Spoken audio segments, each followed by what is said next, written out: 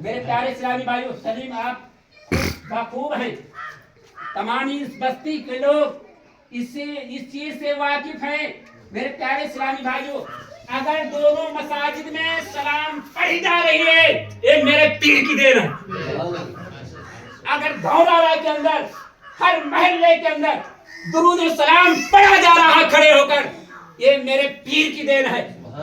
میرے پیارے اسلامی بھائیوں، کیونکہ اگر جدوجہد نہ کرتے میرے پیارے اسلامی بھائیوں، فرقہ پرست لوگ داغنا چاہتے تھے، لیکن میرے پیارے اسلامی بھائیوں، میاں صاحب کے اوپر اگلے جو بزرگ پہلے بزرگ ہوئے ہیں، ان کا فیضان آتا گیا، وہ حق بات کہتے گئے، اب باطل لوگ پچھڑتے گئے۔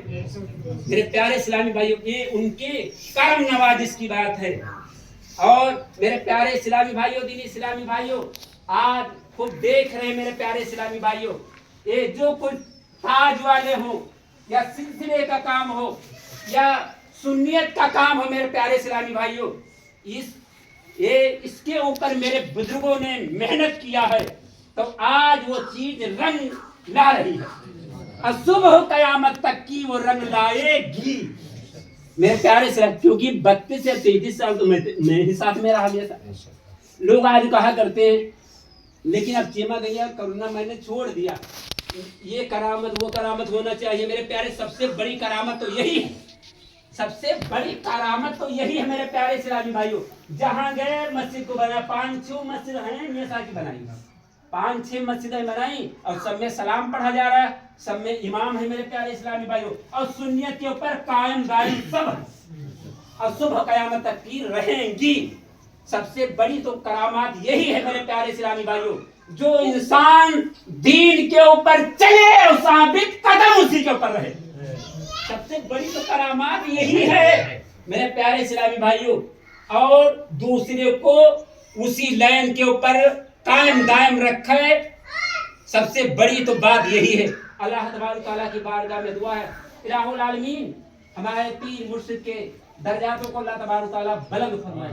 اور ایک بات اور اپنے میں بڑی سنیوں میں کمی ہے، جو دعائیں مغفرت کرتے ہیں، نہیں یہ ایسا نہیں، جیسے اجہائے میاں رحمت اللہ علیہ، ہم تو بڑے بڑے پائے کے بزرگ ہیں، اعلیٰ حضرت کے یعنی نواسے ہیں، پوتے بھی ہیں، ہم تو ان کو رحمت اللہ علیہ کہتے ہیں، لیکن جب ان کی باری یا کسی کی انتقال کی جاتی ہے تو ہمارے میں یہ نہیں ہونا چاہیے اللہ تبارک تعالیٰ ان کی مغفرت فرمائے، نہیں ان کے درجاتوں کو بلند فرمائے۔ یہ یعنی موت، میرے پیارے اسلام، موت سب کو ہے، لیکن موت میں فرق ہے۔